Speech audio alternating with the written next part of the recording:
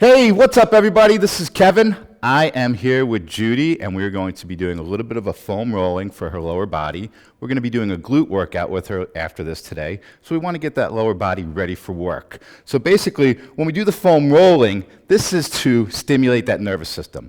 It's really not to stretch myofascia, release those muscles. This is really about the nervous system, getting those nerve receptors ready for work, gets the brain to talk to them, gets those muscles to loosen up. So the first thing I'm going to have Judy do, we're going to kneel on down. We're going to be rolling a little bit on that patella ligament. So what I want Judy to do is hold that position right there, and I want you to kick your side to side, like a windshield wiper with those toes, those feet. So side to side. That's it. Now you got it. We're just going to wiggle back and forth. So basically what we're trying to do is get a little bit of space behind that kneecap. Some of you have some cracky, noisy, chondritis type knees. We want to work on that. So this helps get some space in there, gets that knee ready for work. Keep that going. All right, so now I'm going to have Judy go down to her forearms, and we're going to roll those quads. So what I want you to do, Judy, is see how she's on her forearms? Gives her a lot more control. She can move much easier than if she's on her hands. So I want you to kick your legs back and forth for me. That's it. So this kicking back and forth, a little cross fiber friction, a little bit more stimulation of that nervous system. How's that feeling? A little sore? A little sore. It's a little sore. That's it. Keep that going. Each movement you do with this, do it for about 20 to 30 seconds. Keep that up.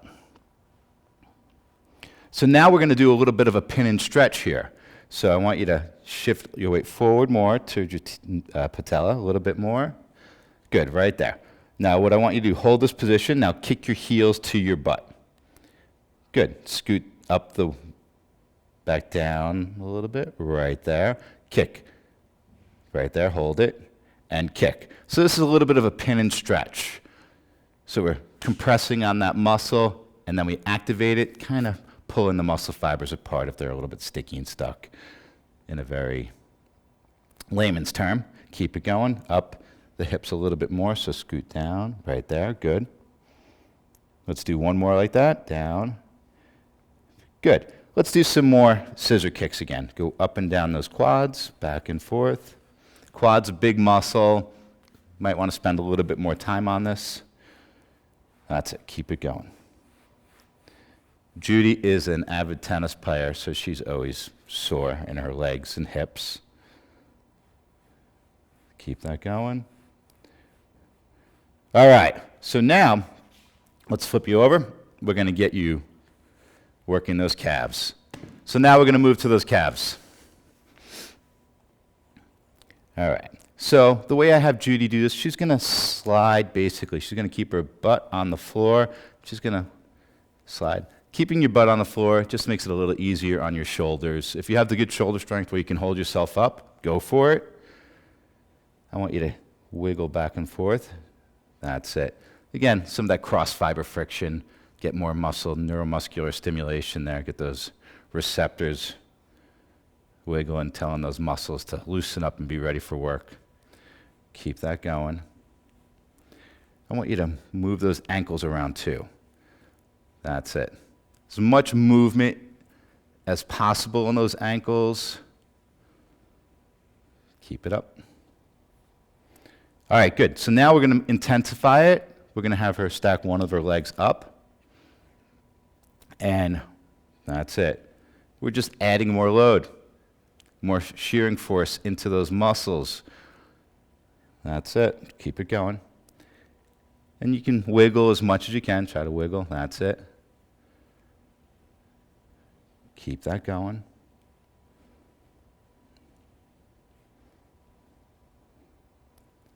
And let's change it up. Again, we're going to do about 20, 30 seconds per muscle squishing.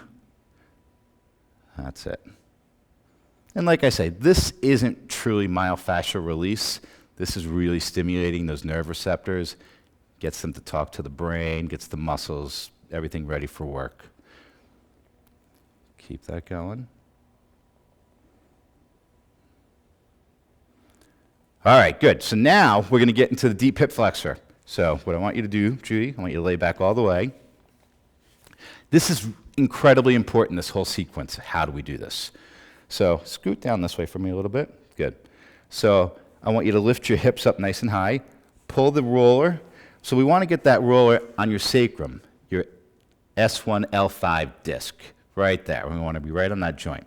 So now, what I want you to do, just stay in this position here, just wiggle just back and forth just a little bit. We're working on that sacrum. The sacrum has a tremendous amount, nerve endings, a lot of connective tissue. It's a really good spot to just hang out and squish and move around. It just feels good too. Keep that going. So now what we're going to do, I want you to take this leg, I want you to take this arm, wrap through, grab with this leg, this right leg, let it hang. And just relax this leg as much as you can, just let it dangle. Pull this into your chest as much as possible. And I just want you to wiggle that leg just a little bit. So what we're doing is we're getting into this deep hip flexor, the psoas, iliopsoas, rectus femoris, all of these muscles that are tight, that cause a lot of pain in a lot of people's lower back. We're working that right now. That's it. A little bit of glute stretch on the other side, but really everything you're feeling is in here. Now, what's really important, when she brings her leg in, she's going to bend in the knee, bring it in. Make sure you have both legs to your chest before you transition and change. So now take this leg and extend that out all the way and let this leg dangle. That's it. Again, deep into this hip flexor. Just relax this as much as you can. Pull nice and tight into here. And when you wiggle, you're kind of trying to find some space in here, moving around, opening up that hip. Keep that going. Bring this leg back in now. That's good. Transition, change. Good. And you see she's not bringing her leg straight down. She's kicking straight out. When you bring your leg straight down, it just activates the hip flexor too much, and I don't want to do that. I want to make it work as little as possible. Just keep wiggling back and forth. That's it. Bring this leg back in again. Transition, change. I spend a little bit more time on this, again, because most people from sitting and driving, these hip flexors tighten up a lot. Do this one every day, 2-3 times a day. If you don't have a foam roller, get a foam roller. It's going to change your life. It's going to change your life.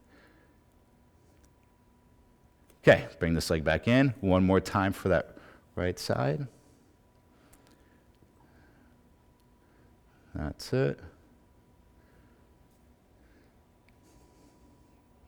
And you want to just keep breathing normally with this. If it's excessively painful, take a break, don't do it.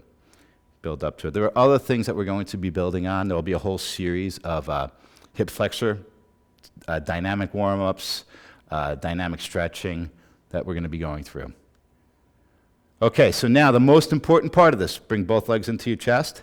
The dismount, you got to do it this way. You want to protect that lumbar spine. So Judy, bring your left leg down. Good. Now bring your right leg down. That's how you do it. You don't want to bring them both down at the same time because it creates too much compression in that lumbar spine. So now lift your hips up, roll that thing forward, take this out, and that's it.